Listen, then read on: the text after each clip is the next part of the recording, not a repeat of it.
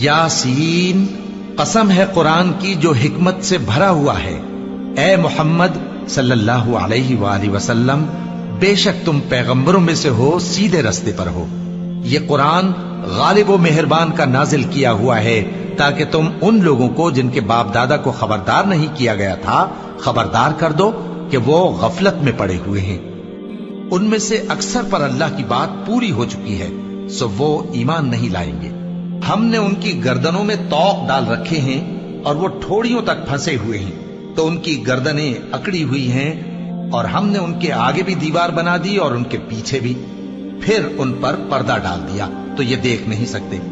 और तुम इनको खबरदार करो या ना करो, इनके लिए बराबर है, ये ईमान नहीं लाएंगे। तुम तो सिर्फ उस शख्स को खबरदार कर सकते हो जो इस नसीहत यानी कुरान की पैरवी करे और रहमान से गायबाना डरे, सो उसको मगफिरत और बड़े सवाब की बिशारत सुना दो।